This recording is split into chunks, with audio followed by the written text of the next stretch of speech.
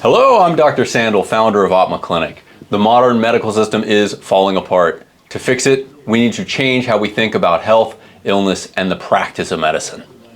Welcome to the show, Talking Shift, where we discuss radical new perspectives on health, illness, and the practice of medicine. I'm joined again today by my friend, Melissa Blake, nurse practitioner at Atma Clinic. Today, we're going to be talking about raising strong and resilient kids. Okay. Thanks for joining us. Yes, I'm happy to be here. When we were setting up the idea of this segment, there's so much to talk about with the challenges that our kids are facing. And I think in the modern sort of mainstream medicine, people are thinking about this. You know, there's a lot of books being published about the hazards of social media, the tendency towards kids spending more time inside and not outside. The list goes on and on and on. Nutrition, mental health. Let's pull way back and just talk about what does it mean to have a kid who is successful? Let's start there. You know, what's hard to describe or come up with a definition for that is because it's so much different nowadays than it was, you know, as we were growing up. So our children being successful in this world is looking much different than it did for ourselves being successful in this world. That's an interesting point. So we didn't have the things in our way as much, you know, I mean, and not that it's all bad, it's, you know, they use it in school and it's wonderful for education, but all of the computers, the iPads, the phones, the social media, and all the content that they can get their hands onto very quickly, we just didn't have all that. You know, we went outside and played. So in my mind, that definition is going to be having children who grow up to be able to be social, have social conversations with other people, making eye contact.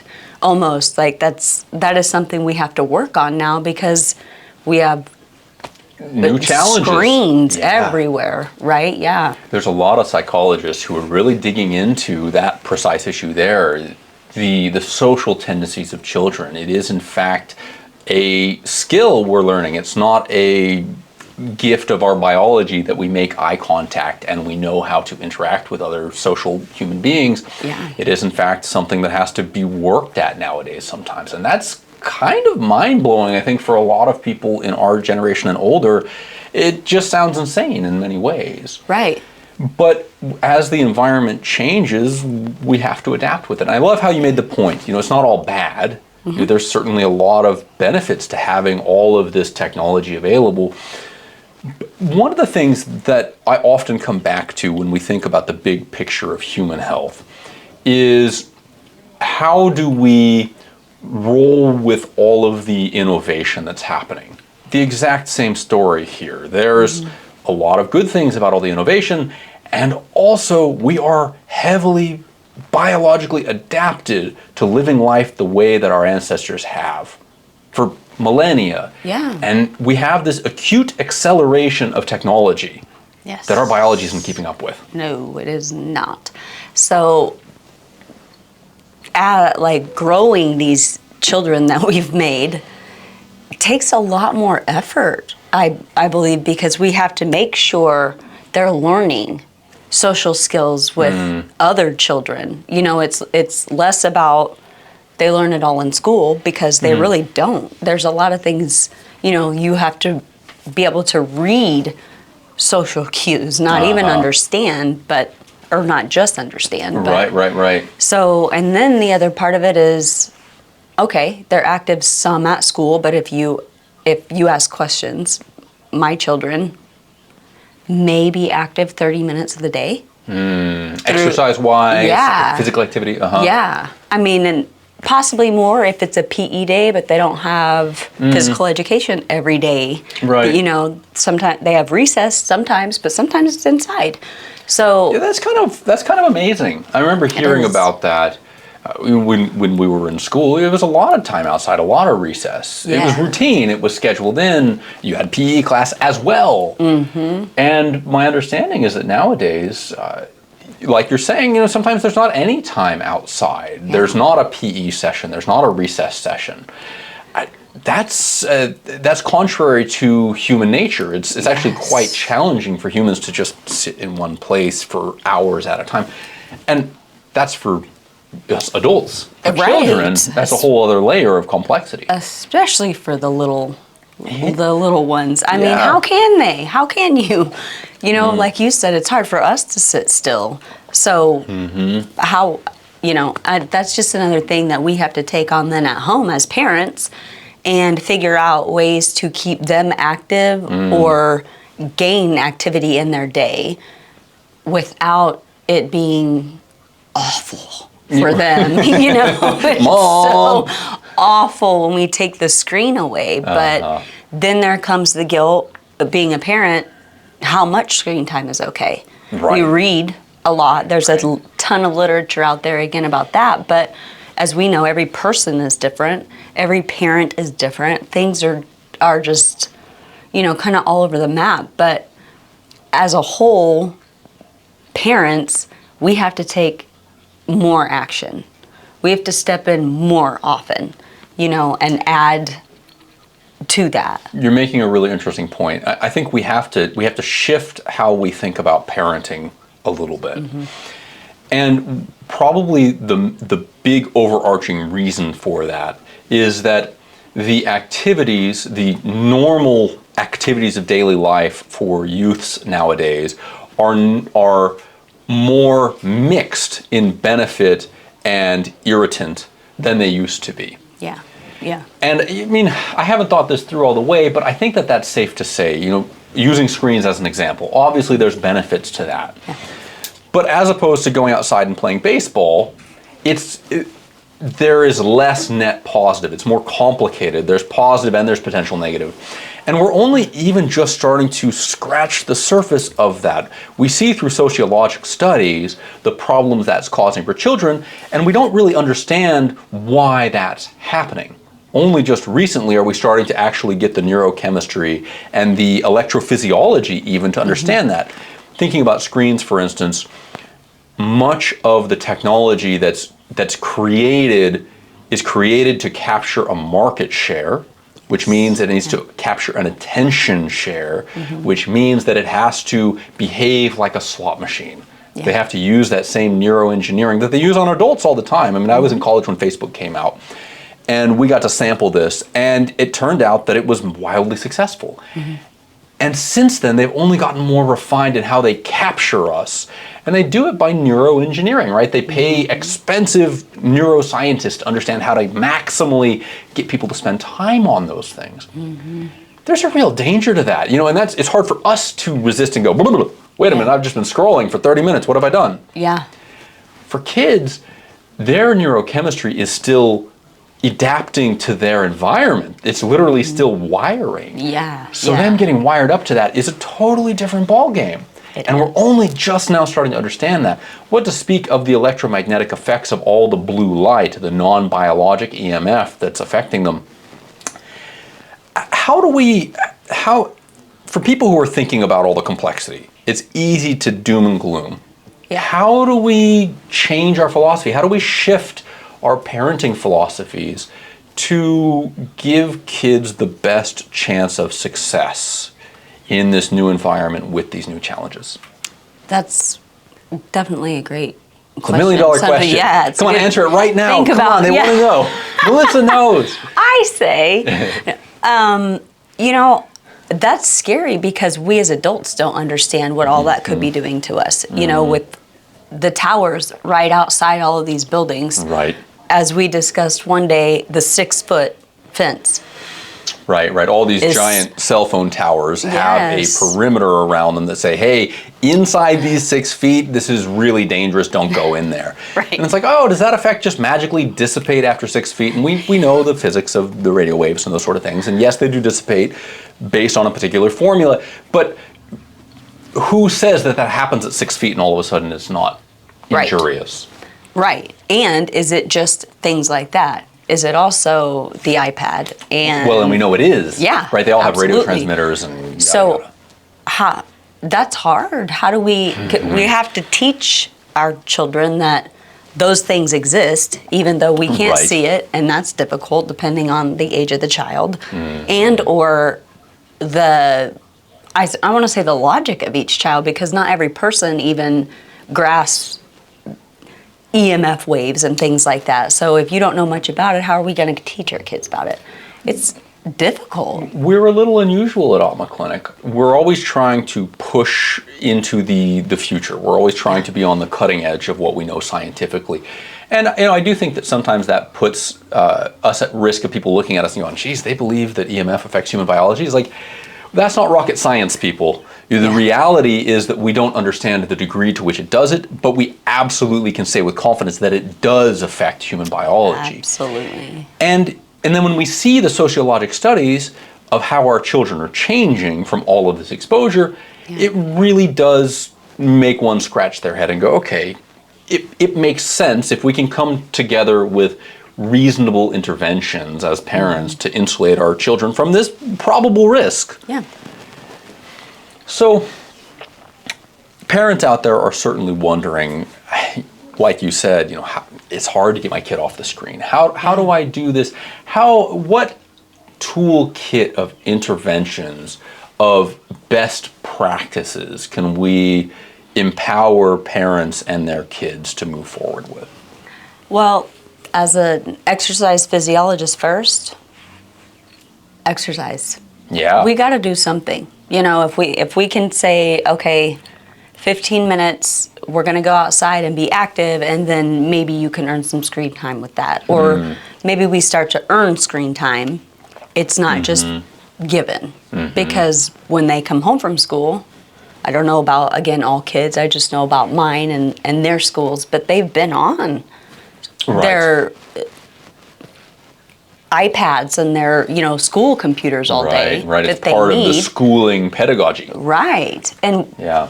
so we have to say, okay, stop. I even have to say, hold on, let's not do your homework yet. Let's take a break, because you've been staring at this screen like an adult for how long? We need to rest our eyes. We need to take our brain away from this, even if it is homework at that point. So as a parent, I would say, again, starting with something very basic. Let's go outside and be in the sun, like we talked about, the importance of that. If they haven't had exercise that day, if it's raining like today and they can't go outside for even physical activity for their recess. Out. Get out there, kiddos. Come on. Yeah. Come back when you're a little wet. You know what? Let's go dance in the rain. Yeah. Things we make them pretty difficult, but they don't need to be. Right. Honestly. Right. And it's fun. It is. Something that worries me is that kids are becoming acclimated. They expect to be engaged with the screens so much that it becomes a challenge to go play in the rain. Kids have a deep love of splashing in puddles, right? Like, you never have to teach a kid that. Any kid is like, oh, I'm going to go jump in that thing and see what happens, right? And every parent's like... and now maybe we're coming back around, we're like, better than the iPad. Right? It's not so bad. I can wash clothes. I love your point about getting kids back into their bodies. There's a deeper point here that I worry about sometimes with all the technology, which is that people are getting trained to live an abstraction.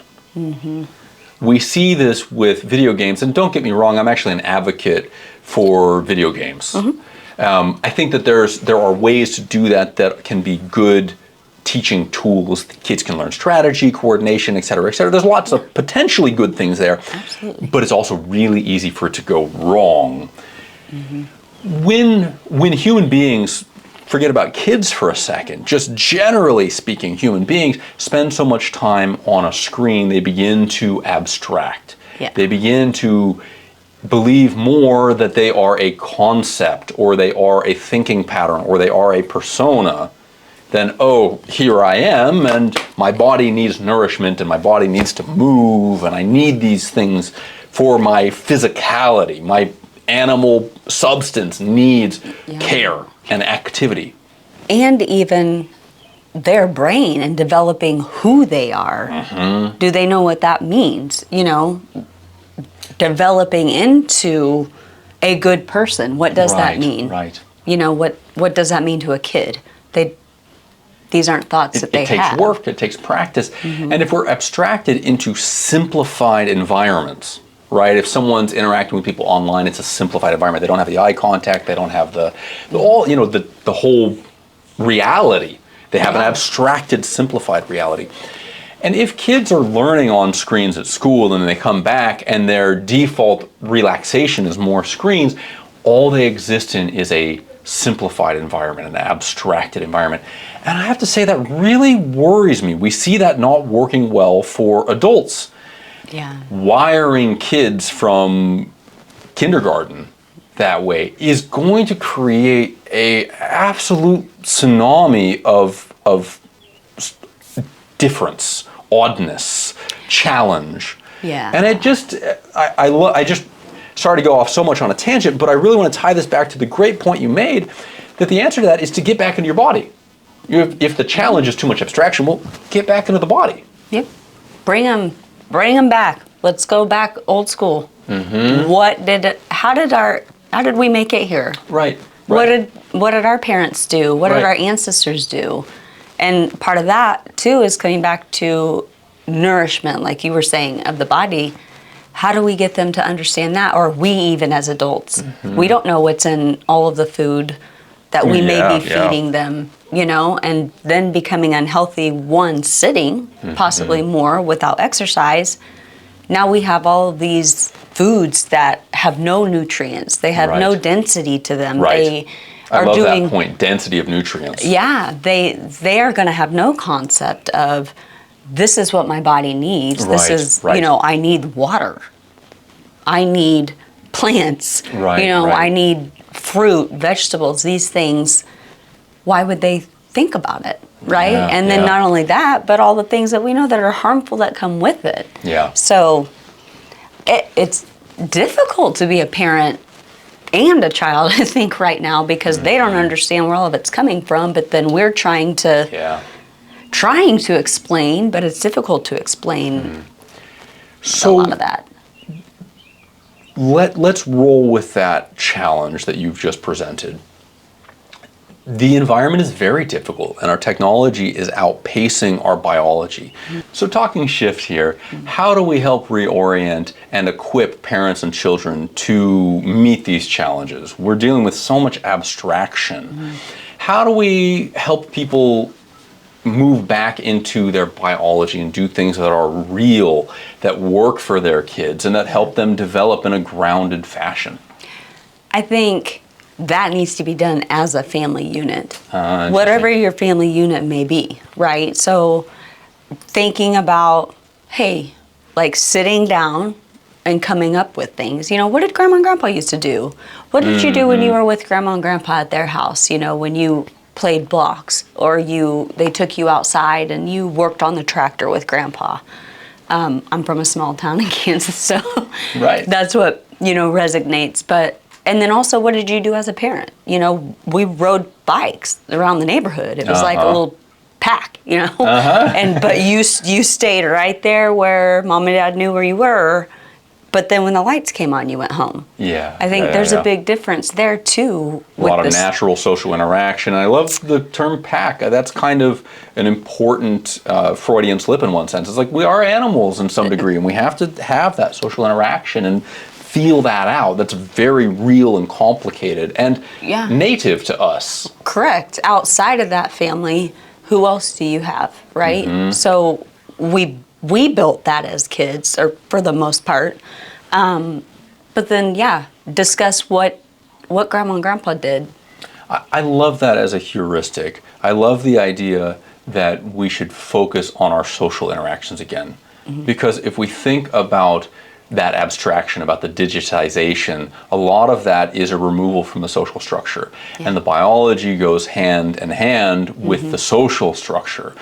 Yes. That might be hard for some parents because we're also busy and, I'll say, distracted by the tech ourselves. I agree. Maybe that brings us to the invitation to to really analyze our own selves and say, well, how do we do that with our kids again? That's a wonderful idea, because we ourselves need to step away. Yeah. And I'm guilty as much, just am as well. guilty as the next, because we have work to do at Right, home, right? right. It doesn't stop when we leave the clinic all the time. I'd love for it to. But, another thing is we have our kids in sports maybe. But we have to drive them there, and we have to drive them home and figure out food on the, dinner and what's going on. But it can be done. And if you and I are sitting at practice, our kids being busy, what are we doing? They're watching us sit on the sideline. Right. Not mine. I go play. I mean, awesome. Good. I play like a kid. I want to go swing if we go to the park. I want to play baseball. I want to do things. Or even if, they're doing something I don't do, like say inside and they're on the ice, hockey, for instance, my kids play hockey. I don't like being cold. So I get up and move around the rink because first of all, I'm not sitting. And secondly, that keeps me warm and more comfortable. But it also shows my kids you can do things other than sit as a parent and watch on the sideline. Yeah, I love that idea of playing like a kid. Again, these are natural things. We all enjoy that. And at some point, there is a little bit of an artificial narrative that, we should be more dignified or we shouldn't do that. And it's truly an artificial narrative. And now it's hazardous because we have to lead by example for our kids. Yes. So I'm not going to lie. I get in trouble a lot, but I'm the adult that runs with the grocery cart and jumps on it and rides out to the car. But so do my kids. Yeah. Or right, we yeah. race. We race to the car. I mean, bad knees and whatever, old injuries, but that to me is time spent well with my children without really paying attention to, hey, we need to exercise or I need you guys to move. It can't be artificial. It can't be, There's multiple ways to change those views for both adults and children. But we also, as adults of those children, need to think it through ourselves and figure out what would work for me. I feel like this is a good introductory conversation on this. It gets some thoughts percolating, and man, there is so much here to play with. Yes, there is. Hopefully this has been an interesting thought pattern for an experiment for everybody else as well. Melissa, why don't we kind of wrap on a high note there? I feel like I need to go home and play with my kids. Yeah, I do too. I absolutely do too. Let's close out with the thought that it should be social. Yeah. It should be organic. It should come from a place of fun. It should be ancestral. It should be something that speaks to our biology. And really, in one sense, we just have to outcompete the technology. It's a tool, but we need to remind kids that living the full biology rather than just the abstraction feels better, and we can lead by example on that. And showing them how. Doing the ancestral things, planting a garden. Yeah, right. Growing some food there, or having goats. Right. Or having a cow. Right. We need to show them. We can't just talk about it. I love it. Melissa, thank you very much. We'll talk again soon. My pleasure.